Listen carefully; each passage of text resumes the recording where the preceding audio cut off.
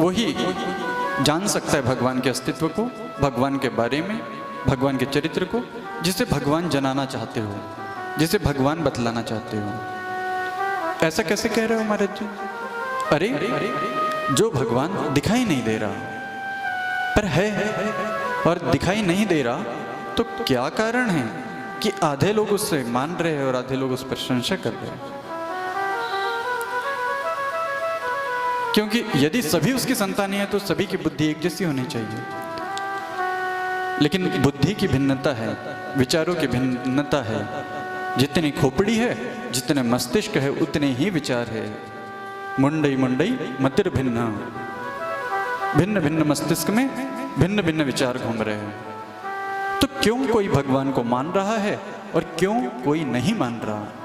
कोई ज्यादा सत्संग में भी नहीं आया लेकिन मानता है भगवान को दृढ़ता से, और कुछ लोग बड़े सत्संग से लगे हुए हैं, जुड़े हुए हैं, फिर भी घर जाकर के निंदा करते हैं सत्संग की, भगवान की अवहेलना, उपेक्षा करते हैं। क्यों? क्योंकि वास्तविक बात यही है कि जिस पर भगवान कृपा करते हैं, जिसके अनंत जन्मों के पुण्यफल उदित होते हैं, वही भगवान की कृपा का पात्र बनता है।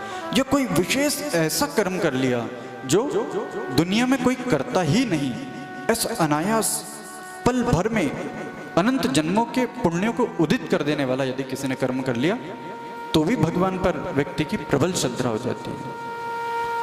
किसी को जिद से हठपूर्वक प्रेम नहीं करवाया जा सकता, लगाव नहीं लगवाया जा सकता। ये स्वाभाविक चीज है, हो जाने वाली। तो ये हो कहां से जाती है? भगवान की कृपा से। एक बार ऐसे ही हुआ,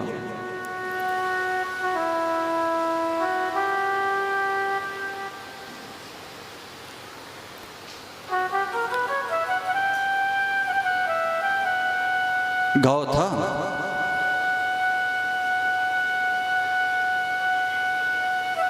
रामलीला हो रही थी हर साल की तरह, इस साल भी। तो जैसे ये कथा हो रही ऐसे रामलीला हो रही थी। राम तो थे नहीं, लेकिन कोई था लड़का जो राम का भेष बनाया हुआ था। दूसरा एक और लड़का जिसने बढ़िया सी शेविंग की थी, वो सीता बन गया, भेष धारण कर लिया। ऐसे लक्ष्मण, भरत, शत्रुघ्न, रावण। तो रामलीला का मंचन होना था, और ऐसे जब आयोजन होते हैं तो कोई एक व्यक्ति तो कर नहीं सकता, तो गांव के सहयोग से होता है। और उसमें 4, 5, 6, 8 उत्पाती लोग जो मौज मस्ती के लिए आते हैं, जैसे कूलर में पानी भरवाना हो, कौन से कुछ सामान लाना हो, ट्रैक्टर चलवाना हो, तो जो 8-10 जवान लड़के रहते हैं जो उधम मस्ती करते हैं, वो इन कामों के लिए बड़े उपयुक्त होते हैं। तो ऐसे ही रामलीला का मंचन होना था गांव में, हर साल कराते थे। वो लड़कों की ज्यादा श्रद्धा तो थी नहीं भगवान में, लेकिन फिर भी जुड़े उस आयोजन से। अब एक खुरापाती दिमाग का लड़का, उसने क्या विचार किया, अरे यार हर साल रामलीला होती है, रोज हर साल वही वही वही वही, इस बार कुछ नए में रामलीला होना चाहिए। भैया ये मेरे को आवाज रिपीट आ रही है, तो ऐसी है, सही है, रिपीट सुनाई आ रही मेरे को। तो हर साल वही वही रामलीला, वही वही रामलीला। तो खुरापाती दिमाग के एक लड़के ने सोचा कि इस बार कुछ नए में किया जाए। तो एक दिन राम जन्म वाली कथा हो गई। धीरे से राम जी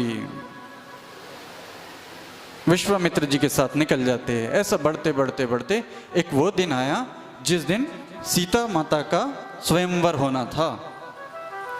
कैसे हुआ था सीता माता का स्वयंवर? शिव जी का धनुष रखा हुआ था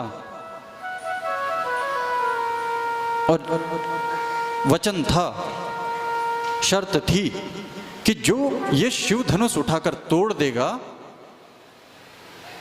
उससे ही सीता माता का विवाह होगा।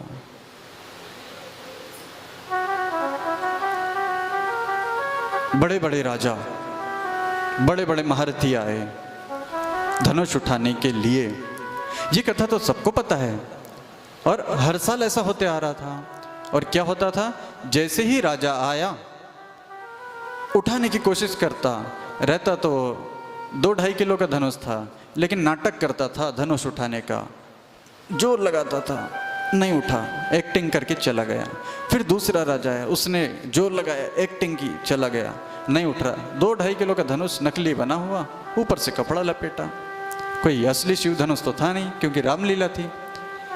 एक राजा आया, 2 आए, 5, 10 राजा आए। अब आ गई बारी राम जी की। राम जी आते थे, धनुष उठाते थे और तोड़ देते थे, क्योंकि छोटी सी पतली सी लकड़ी रहती थी बीच में।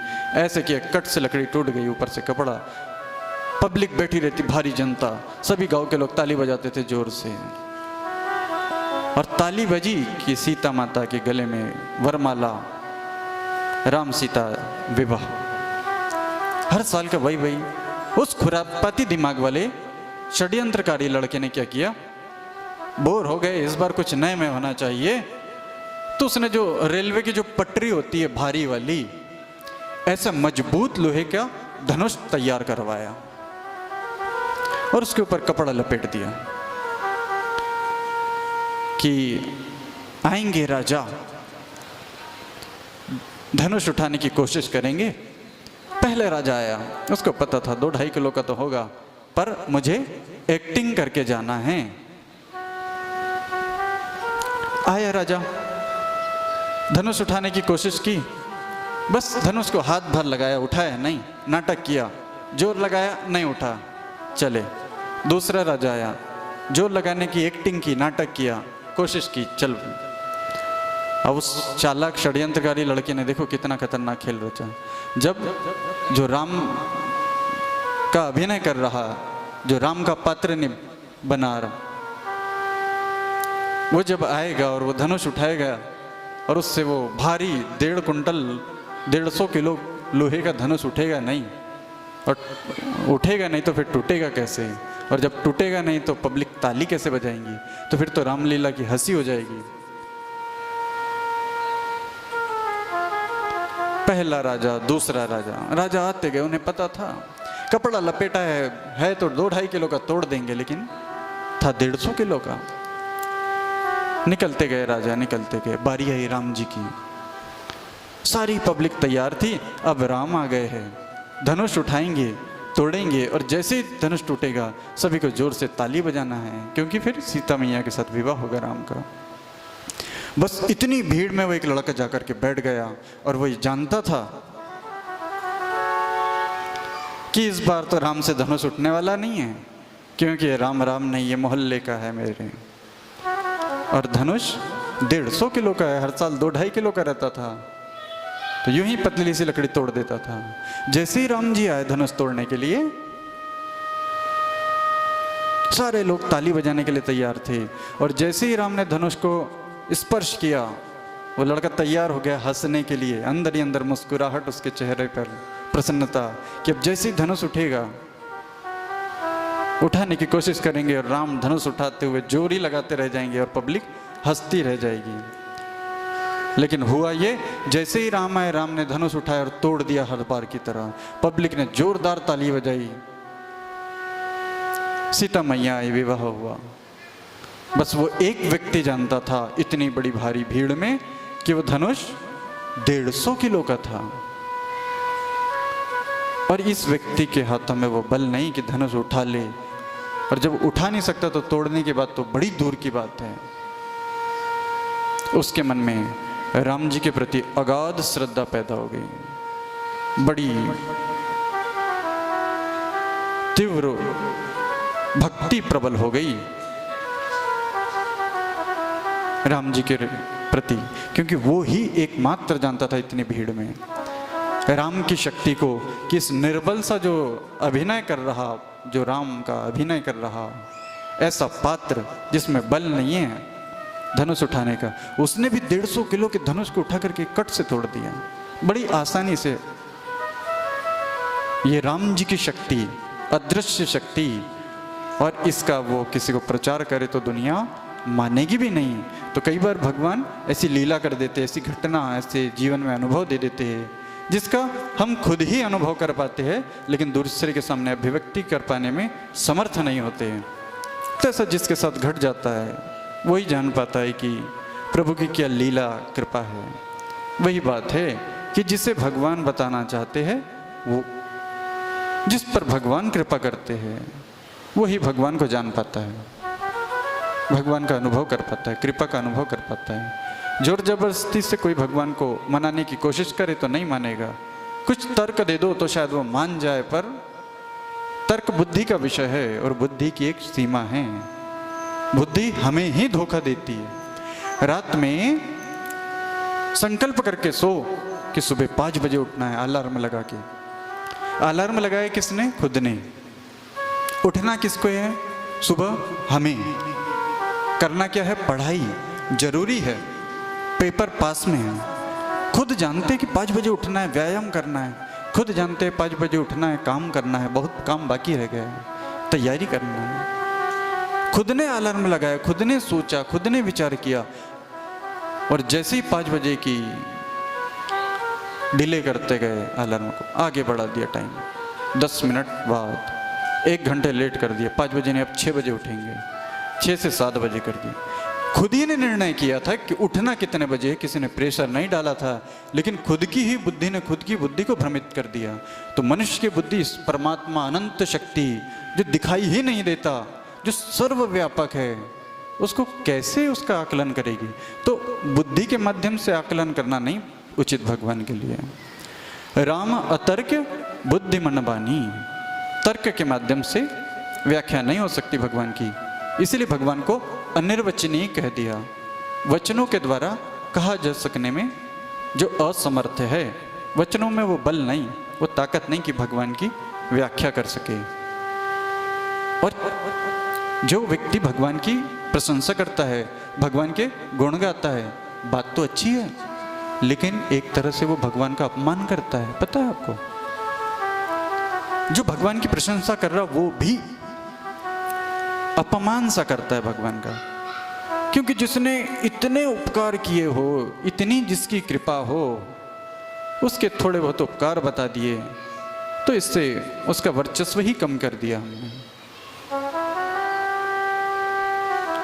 क्योंकि हमें बोध ही नहीं है कि उसकी कृपा क्या है और हम किस चीज को कृपा मान बैठे हैं। सांसारिक कुछ सुख मिल गए, इसी में बड़े तृप्त हो गए कि भगवान ने इतनी दया की, और जो महान दया है उसकी तरफ हमारी दृष्टि ही नहीं गई।